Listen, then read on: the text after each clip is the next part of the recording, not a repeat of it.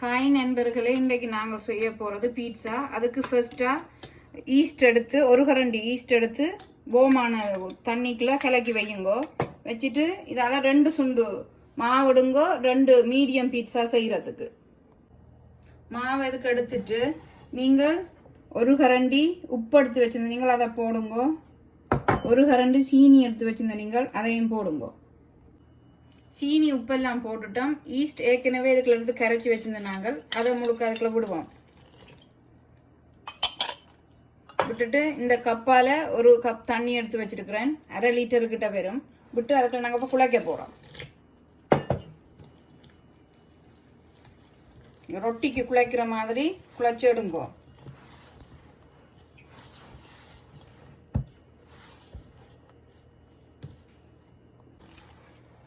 நாங்கள் 1/2 கப் தண்ணி எடுத்து வச்சுக்கணும்னு சொன்னாங்க. அதை முழுக்க ஊற்றாம சொட்டு சொட்டு சொட்டு சொட்டு தண்ணியாக விட்டு விட்டு நல்லா ரொட்டிக்கு குழைக்கிற மாதிரி குழைங்கோ. இப்படி நல்லா குழைச்சி எடுத்து கொண்டு வாங்கோ. குழப்படையிலேண்டா வடிவாக குழப்படுது இல்லையண்டா இந்த இதில் நான் 1 கப் எண்ணெய் எடுத்து வச்சுக்கிறேன். எண்ணெயும் விட்டு குழைங்கோ. நல்லா வடிவாக குழைச்சி எடுக்கணும். இப்போ எல்லாம் வடிவாக குழச்சி உருட்டி எடுத்தாச்சு. பாருங்க, நல்லா சாஃப்டாக இருக்குது.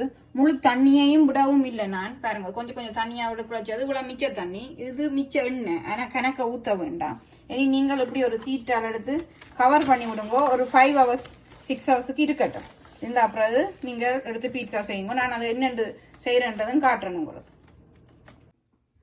இப்போ பாருங்க, நாங்கள் குழச்சி வச்சு 5 மணித்தியாலம் ஆச்சு. இப்போ பாருங்க நல்ல வடிவாக பொங்கி எல்லாம் வந்துட்டுது.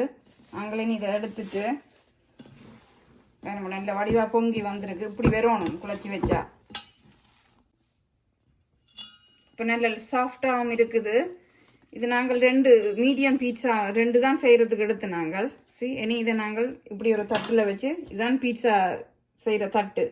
இதில் தான் இனி வச்சு தட்ட போகிறோம். இப்போ பாருங்கோ, பீட்சாவை நல்ல வட்டமாக தட்டி எடுத்துட்டேன். இப்படி ஃபோக்கால் இப்படி எல்லா இடமும் குத்தி குத்தி விடுங்கோ. அப்போ தான் நல்லா அவியும். குத்தி போட்டு நாங்கள் சீஸ் எடுத்து வச்சிருக்கிறோம். சிக்கன் ஏற்கனவே சின்ன சின்ன வெட்டி மேரினேட் பண்ணி பொரிச்சு வச்சிருக்கிறோம். பெப்ரோனி எடுத்து வச்சிருக்கிறோம். இது தக்காளி பழத்தில் செய்த சாஸ் செய்து வச்சிருக்கிறேன். இதுக்கு விட்டு எப்படி செய்கிறேன்னு காட்டுன்னு பாருங்க. இப்படி ஒரு கரண்டி எடுத்து இப்படி நடுவில் விட்டுட்டு இன்னொன்று எடுத்து இந்த கணக்கை விட்டால் நல்லா இருக்கும்.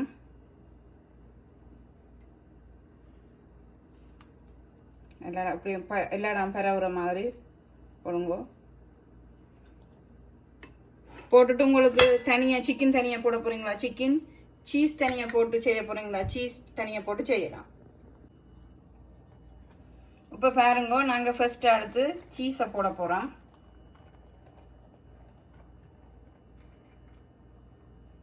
இந்த விளிம்பில் கொஞ்சம் சோஸ் படாமல் விடுங்கோ. அப்போ தான் இது நல்ல முருகலாக வரும். எங்களுக்கு கொஞ்சம் சீஸ் கணக்க போட்டால் விருப்பம், அதால் நாங்கள் கணக்க போடுறோம். உங்களுக்கு கொஞ்சமாக விருப்பம்ண்டா கொஞ்சமாக போடுங்க.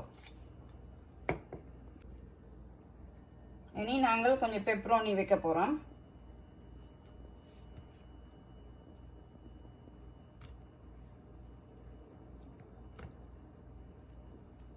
கொஞ்சம் சிக்கனும் கொஞ்சம் போட்டு விட போகிறோம் மேலே.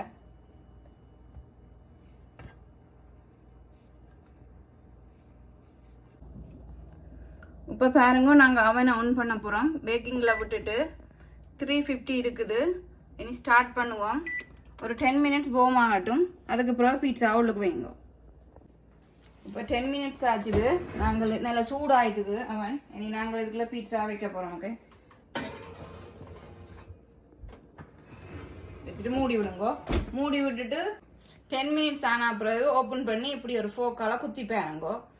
மாதிரி இருக்குதா இல்லாட்டிக்கு இப்போ வடிவா வந்திருக்குதான்னு. ஓகே, நாங்கள் இப்போ உள்ளுக்கு பீட்சா வச்சு 1/2 மணித்தியாமாச்சு. இனி நாங்கள் திறந்து பார்ப்போம்.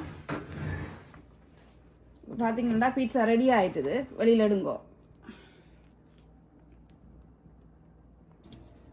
இப்போ பாருங்க, பீட்சா எல்லாம் ரெடி. நீங்களும் இப்படி செய்து சாப்பிடுங்க. வேறு ஏதாவது வீடியோ செய்யணும்னா கமெண்ட் பண்ணுங்க. நான் உங்களுக்கு செய்து காட்டுறேன். தேங்க்யூ ஃபார் வாட்சிங்.